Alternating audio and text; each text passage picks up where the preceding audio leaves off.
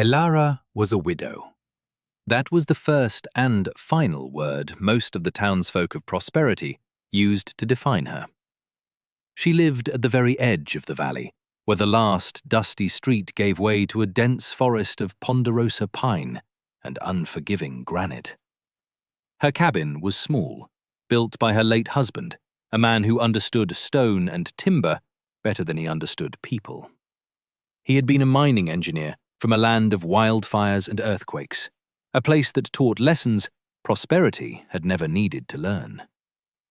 When he died in a distant mine collapse, all that returned to Elara was a single heavy crate.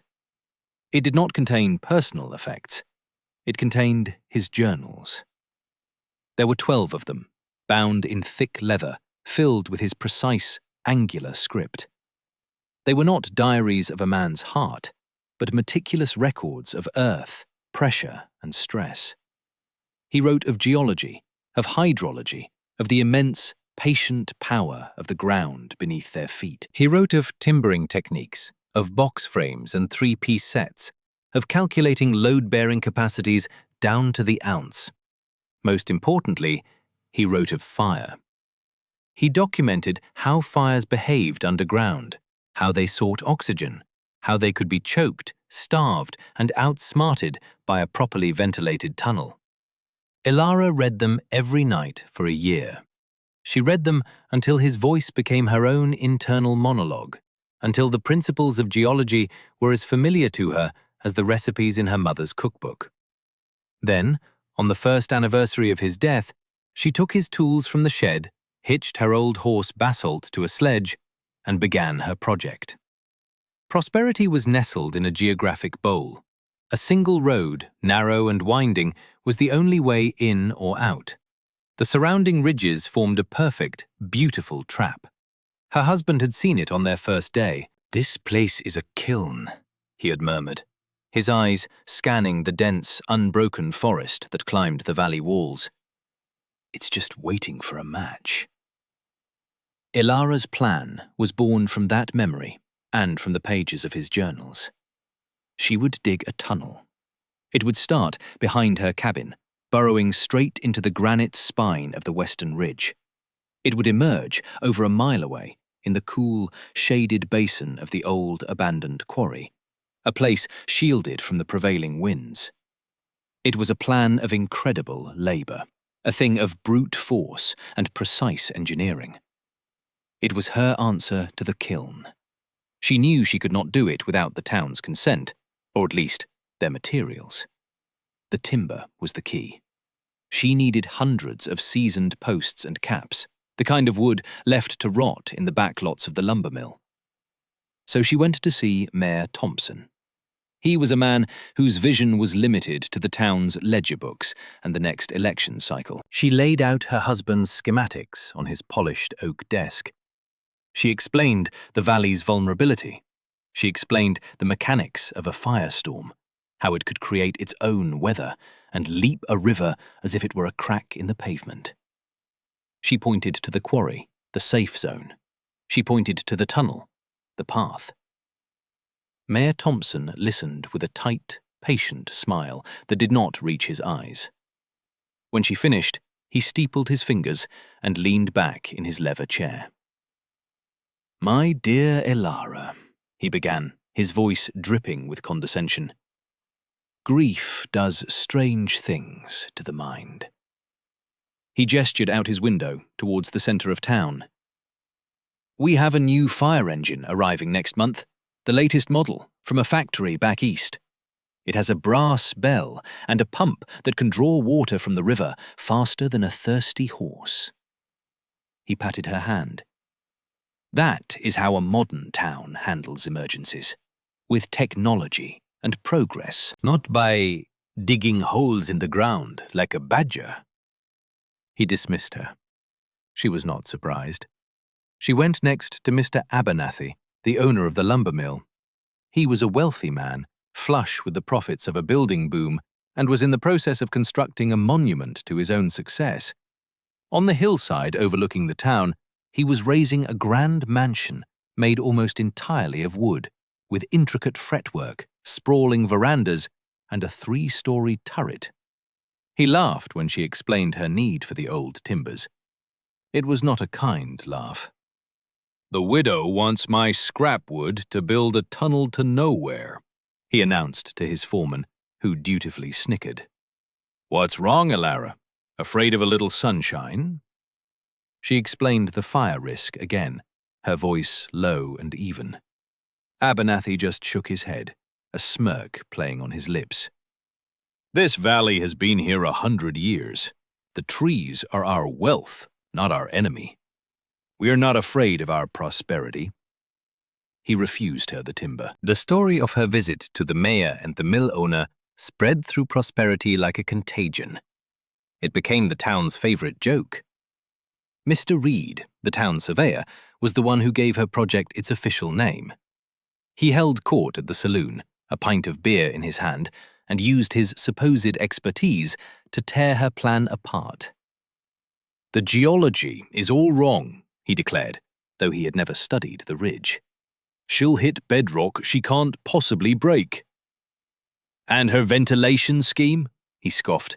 "It's from some old miner's handbook.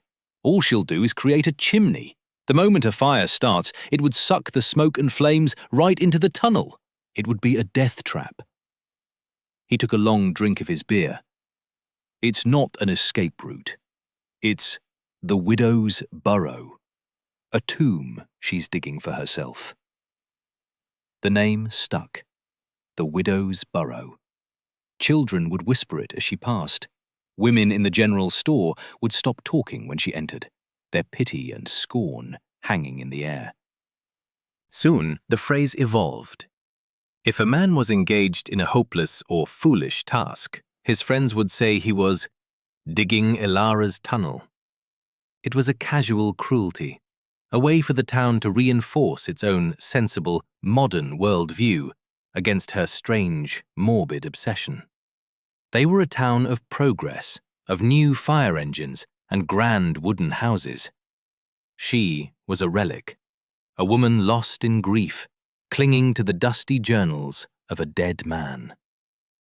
Elara heard the whispers. She felt the stares.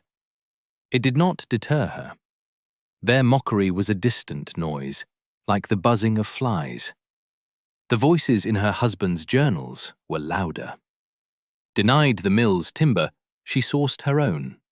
For 2 years, she and Basalt roamed the deep woods, seeking out deadfall, trees that had been felled by wind or lightning decades ago. The journals were specific.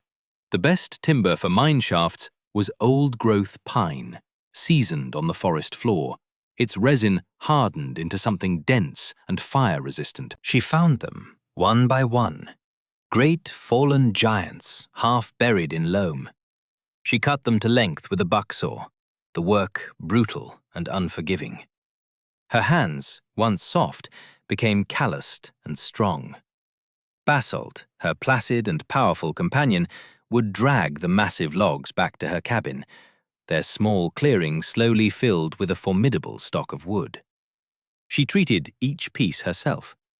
Following a formula in Journal 7, she mixed a slurry of borate minerals purchased in small, discreet bags from a mail-order catalogue. She painted the thick, milky fluid onto every inch of every post and cap, letting it soak deep into the ancient wood. The solution, the journal promised, would make the timber nearly impervious to flame. It was an old miner's trick, forgotten by modern science. Then the digging began. The first 10 feet were soil and clay, easy work for a shovel and pickaxe. Then she hit stone. It was not the unbreakable bedrock Mr. Reed had predicted, but a composite of weathered granite and schist. It was hard, but it was manageable. Her days fell into a relentless, unchanging rhythm. Wake before dawn, eat a breakfast of oats and coffee, hitch Basalt to the stone boat. Work. The rhythm of the work was a form of meditation. The swing of the sledgehammer into the star drill, the turn of the steel, the bite of the chisel, the slow, agonizing creation of a hole for the blasting powder. She learned to be patient, to read the cracks and fissures in the rock, to use a small charge to break off what a larger one would only shatter uselessly. Each blast yielded a pile of rubble. She would haul it out, bucket by bucket, loading it onto the stone boat for basalt to drag away. She used the excavated rock to build a high, thick wall around her cabin, a firebreak made of the mountain itself. After clearing the rubble, she would bring in the timbers. The three-piece set was the core of the design. 2 vertical posts notched at the top and the horizontal cap timber laid across them. She would wedge them into place, using dozens of smaller pieces of wood to make the fit perfectly tight. The pressure of the earth itself was what held the tunnel together. The journals called it letting the mountain do the work. She dug through the fall and the winter, her progress measured in inches per day. In the summer, the work was stifling, the air in the tunnel thick and heavy. She dug onward. The town forgot about her, mostly. She was no longer a joke, just a fixture of the landscape, like an odd-shaped rock or a crooked tree. She did her shopping at odd hours, speaking only when necessary, her face smudged with dirt, her eyes focused on some distant point they could not see. She became a ghost in her own town. Her only companion was basalt. The great horse seemed to understand the gravity of their task. He would wait patiently for hours, his harness jingling softly, his presence a warm, silent reassurance in the lonely clearing. She talked to him as she worked, explaining the complex geology, reciting passages from the journals as if he were her student. He would flick his ears and watch her with deep, brown eyes. After 4 years of relentless labor, she was nearly halfway through the ridge. The tunnel was a marvel of rustic engineering. It was 5 feet wide and 7 feet high, a perfect timbered tube stretching over half a mile into the mountain. Every 50 yards, she had painstakingly excavated a small ventilation shaft, angling it upwards to the surface. Each shaft terminated in a cleverly disguised pile of rocks, allowing air to circulate without revealing the tunnel's existence.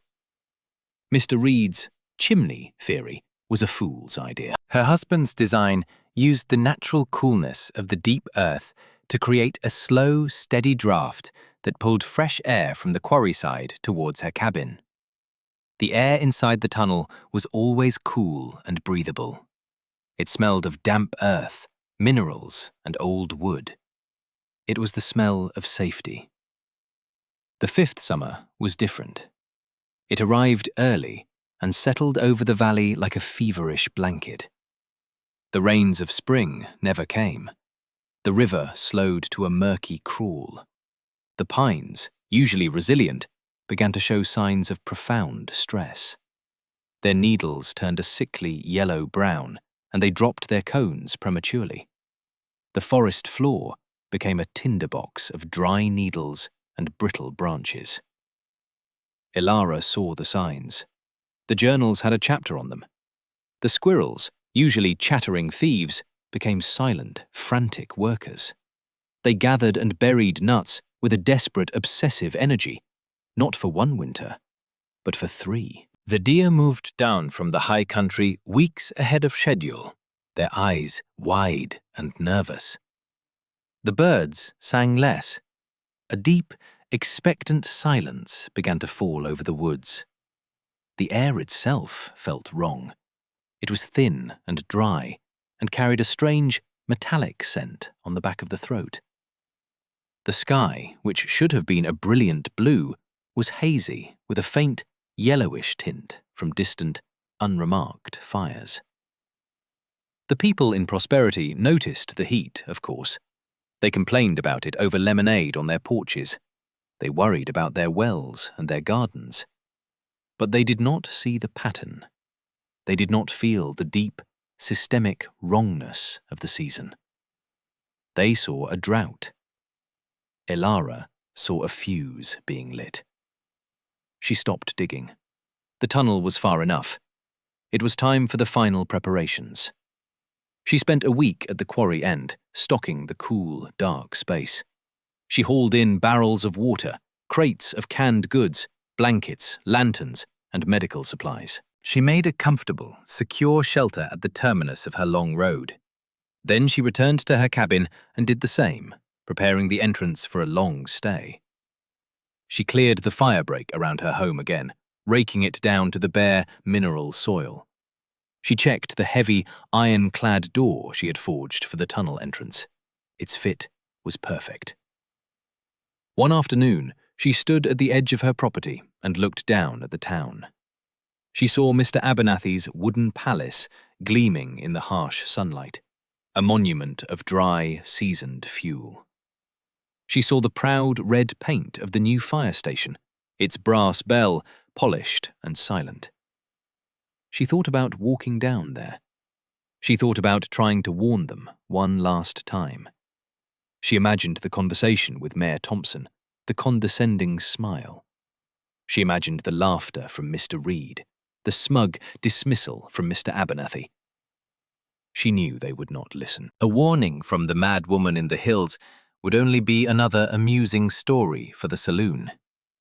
Their pride was a wall she could not breach. So she turned her back on the town and went to check on Basalt. The end came on August 14th. The day began with an oppressive, suffocating stillness. The air was so heavy it felt like a physical weight. Not a leaf stirred. Around noon, the sky to the north darkened to a bruised purple. There was no thunder, no rain, just a silent, flickering web of lightning that danced from cloud to cloud and occasionally from cloud to earth. One of those jagged spears of light struck the summit of the northern ridge. For a moment, nothing happened. Then, a thin, innocent-looking wisp of white smoke rose into the still air. Elara saw it from her porch. Her heart did not race. She simply felt a profound, cold certainty. The match had been struck. At 3 o'clock in the afternoon, the wind arrived. It did not rise gradually. It fell upon the valley like a physical blow, a hot, furious gale that roared down from the high desert. The wisp of smoke on the ridge exploded. It became a roiling column of black and orange, a monstrous thing that instantly devoured acres of pine. The fire did not creep. It did not spread. It leaped. Driven by the hellish wind, it raced down the valley wall, a solid wall of flame hundreds of feet high. The sound was a deafening, terrifying roar, the sound of 1,000 freight trains derailing at once. In town, the fire bell began to clang. The new engine, the town's pride, raced towards the smoke. It was a child's toy against a hurricane. The heat from the main fire front was so intense that it caused trees a quarter of a mile ahead to burst into flames spontaneously. The single road out of the valley was blocked in minutes. Prosperity was sealed inside its kiln. Mr. Abernathy's grand mansion, positioned perfectly on the hillside, was one of the first structures to go. It did not simply burn, it detonated. The superheated wood and varnish vaporized, and the house erupted in a fireball that lit up the entire valley, a funeral pyre for the town's arrogance. The burning debris from the mansion rained down on the town below, starting a dozen new fires. Panic turned to terror. The town's water system, designed for peaceful summer days, failed. The pressure vanished as the fire engine and a dozen desperate bucket brigades tried to draw from it at once. The orderly town of Prosperity dissolved into a screaming, choking mob. Elara watched until the fire crowned the ridge directly above her. The air was scorching, filled with smoke and embers the size of her fist. She walked calmly to the stable, untied Basalt, and led him towards the tunnel. The horse was nervous, but he trusted her. He followed her into the cool, dark maw of the widow's burrow. Elara pulled the heavy ironclad door shut. She slid 3 thick steel bolts into place. Outside, the world ended. Inside, there was only the sound of her own breathing and the soft stomp of basalt's hooves on the packed earth. The roar of the firestorm became a distant, muffled vibration, a low hum that passed through the rock around them. She lit a single lantern. Its gentle glow illuminated the perfectly set, borate-treated timbers. They were cool to the touch. The air was fresh and clean, pulled slowly and steadily from the safe haven of the quarry a mile away. She was safe. She had built salvation from mockery and scrap. The first to arrive was Dr. Evans. He and his family had fled their home, running blindly through the apocalyptic smoke. He remembered the mad widow and her tunnel, the story that had been a joke for years. It was the only hope he had. He stumbled into her clearing, his lungs burning, his wife and 2 small children collapsing behind him. The cabin was already on fire, but the strange high wall of rock she had built was holding the worst of the heat at bay. He saw the iron door set into the mountainside. He hammered on it with bloody fists, his voice a raw, desperate croak. "Elara, for God's sake, help us!" The bolts slid back. The door opened a crack. Elara stood there, her face calm, untouched by the inferno. She did not speak. She did not say, "I told you so." She simply opened the door wider and gestured for them to enter. Dr. Evans pushed his family inside and fell to his knees, weeping with relief and shame. Word of the tunnel, of the impossible escape, spread through the dying town on whispers of smoke. A desperate, ragged procession began to make its way up the hill to Elara's land. They came in families, in pairs, alone. Each one arrived at the iron door expecting to be turned away, expecting a bitter word of recrimination. They received none.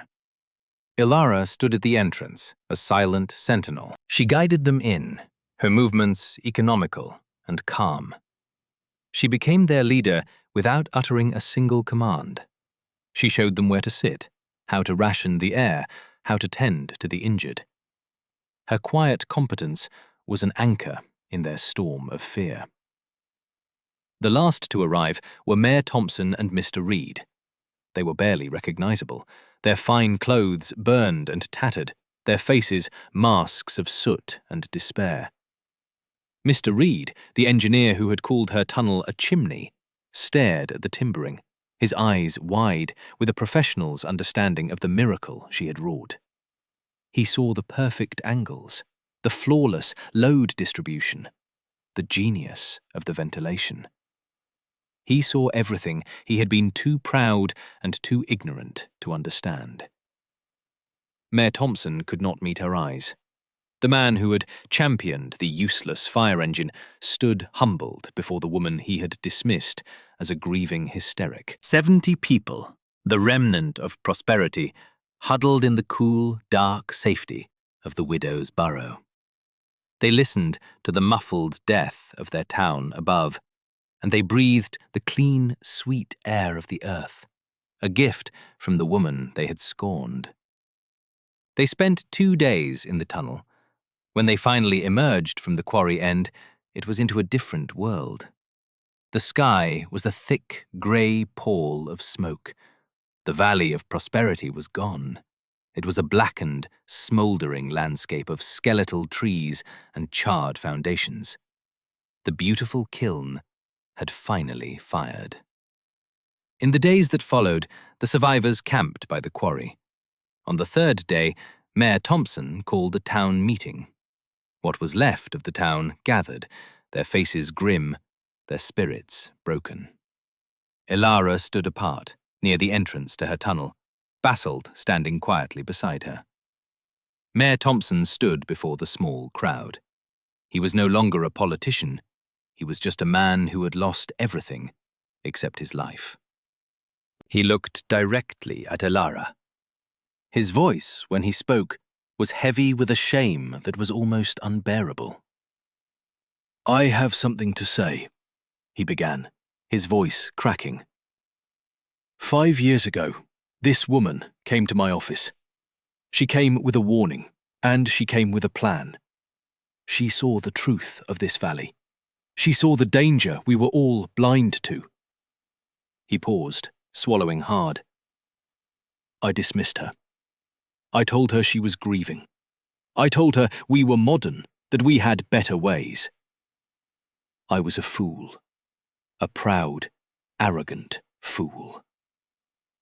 Mr. Reed stepped forward to stand beside him. I was worse, Reed said, his own voice thick with emotion. I used my education to mock her. I called her work a death trap. I gave it a cruel name. But the truth is, she was the engineer. I was just a draftsman with a puffed-up title. Every timber in that tunnel is a testament to her knowledge and my ignorance. Mayor Thompson looked at Elara again, his eyes pleading. Elara, you were right. We were wrong. There are no other words. You were right, and we were wrong. You saved us from our own pride. You saved us all. The crowd was silent. The apology hung in the smoky air, a stark and complete admission of their collective failure. Elara listened, her expression unreadable. She did not offer them forgiveness. She did not offer them comfort.